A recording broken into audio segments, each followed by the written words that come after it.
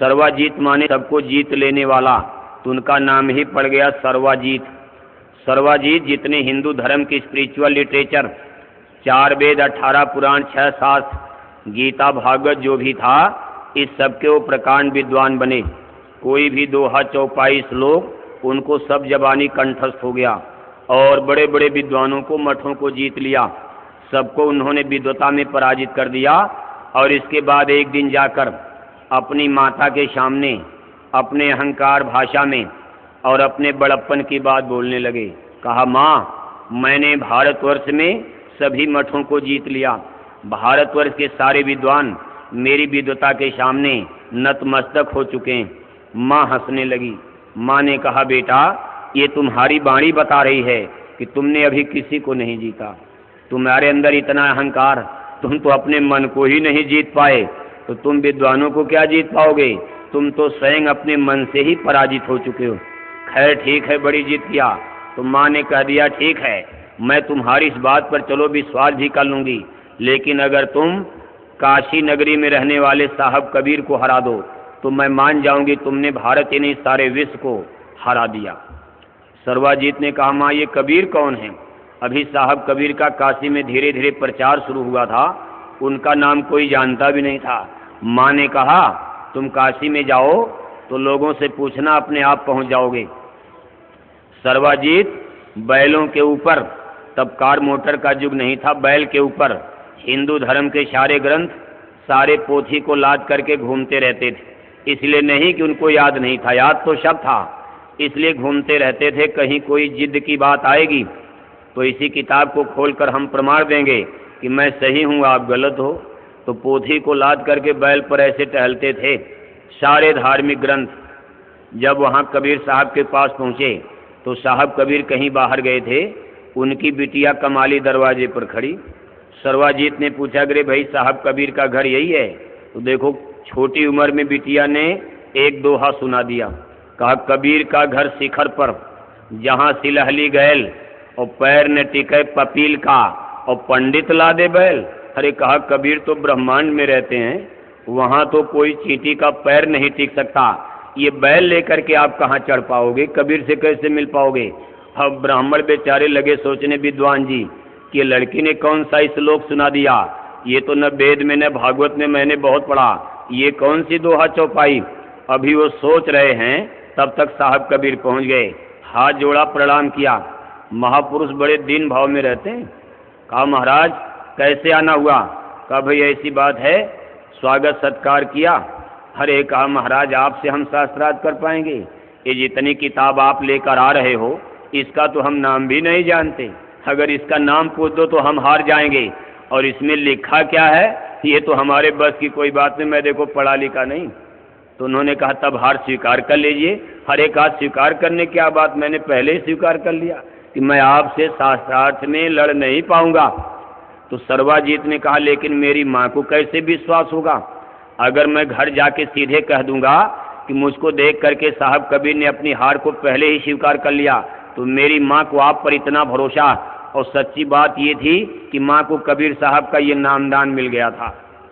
माँ काशी नहाने आई थी गंगा में, और वहाँ साहब कबीर का सत्संग, और जा कर के नामदान पा लिया। और जब घर गई तो साधना करने लगी। तो माँ को तो साहब कबीर के बारे में जानकारी हो गई, लेकिन विद्वान जी अहंकार में, तो माँ को तो प्रकार, मेरी माँ आप पर बड़ा भरोसा करती हैं, इतनी जल्दी वो स्वीकार नहीं करेंगी कबीर साहब हार जाएंगे।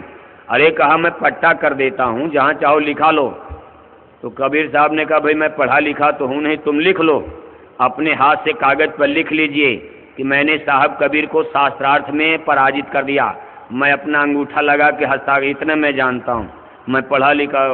अब सर्वाजीत ने कागज पर अपने हाथ से खूब लिखा कि मैंने साहब कबीर को शास्त्रार्थ में बुरी तरह से पराजित कर दिया।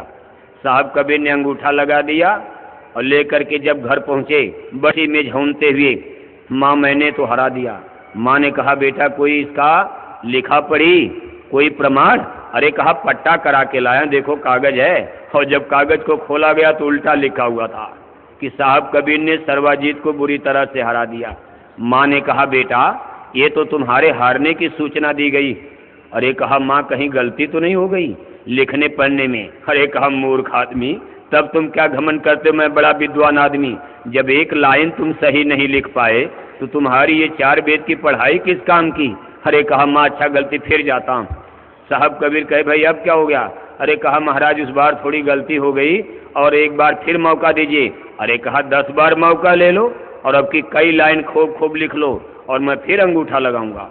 और खूब जब लिखा साहब कबीर ने अंगूठा लगा दिया और जब फिर घर पहुंचे कहा माँ अब की बिल्कुल पक्का कागज है। अरे कहा दिखाओ। और जब खोला गया तो फिर उल्टा संदेश। अरे कहा बेटा ये तो तुम्हारे हारने की ही सूचना बार बार आ रही।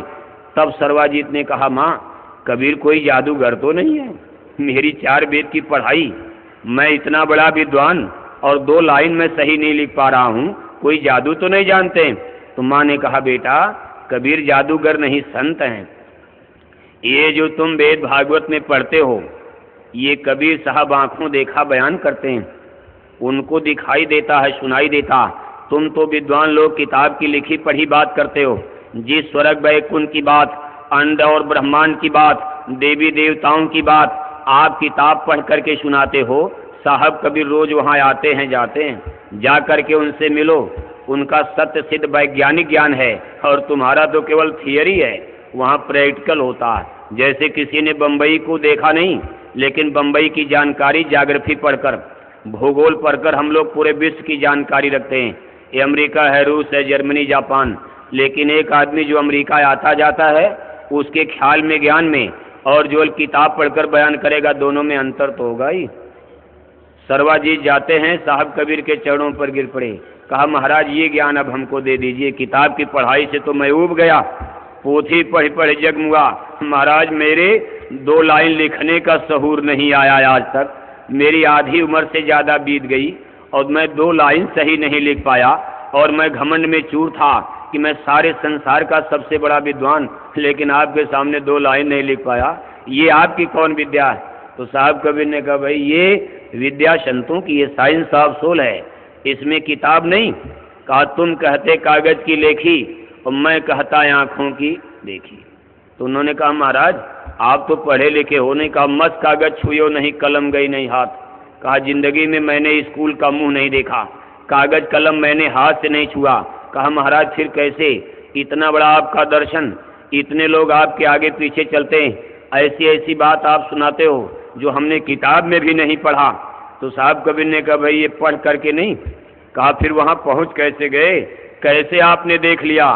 तो देखो कहते हैं गुरु गोविंद दो खड़े, काके लागों पाए, बलिहारी गुरु आपने गोविंद यो बताए। कहा ये किताब पढ़कर नहीं, भाग्य से मुझको सदगुरु मिल गए, मेरी किस्मत ने साथ दिया।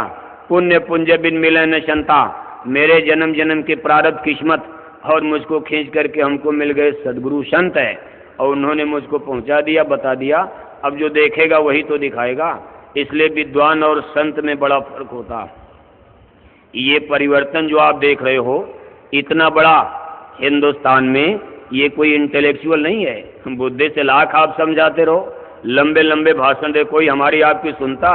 लेकिन गुरु महाराज ने 2 लाइन, कोई बहुत लंबा चौड़ा नहीं, 2 लाइन में देखो बस लोग लट्टू हो गए, फिदा हो गए।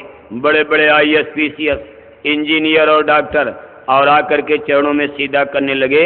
जो कभी कहते थे God is nothing, there is no existence of God, हम धर्म उर्म नहीं मानते, ये सब चीज़ें जो बिल्कुल इंटेलेक्चुअल एकदम भौतिकवादी।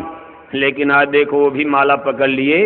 ये मामूली चीज़ आप समझ रहे हो, पढ़े लिखे लोगों को माला पकड़ा देना इस संसार में मामूली चीज़ है। पढ़ा लिखा आदमी जितने ज़्यादा संसार में हमारा विस्तार, ये तो नीचे गिरना है। इस भौतिकता में गिरने का मतलब ईश्वर से दूर। जितना ही संसार का आडंबर पाखंड, जितना ही संसार और संसार के साजो सामान हमारे आगे पीछे बढ़ते जाएंगे, उतना ही हम ईश्वर से दूर होते जाते हैं। वहाँ भौतिकता की अंधी दौड़ में ऐसा अज्ञान का पर्दा पड़ जाता है कि ये अध्यात्मवाद, आत्मा परमात्मा की चीज़ तब ये सही समझ में नहीं आती। लेकिन यह है कि गुरु महाराज ने देखो ऐसे ऐसे लोगों को भी इस डगर में लगा दिया और भाग्य ने खींच करके यहाँ हमको आपको पहुँचा दिया। तो हम सब लोग परम भाग्यशाली, जैसे भी हों, आज भले भले बुरे हों, लेकिन कोई बात तो जरूर है, आपसे ज़्यादा चतुर चालाक पढ़े लिखे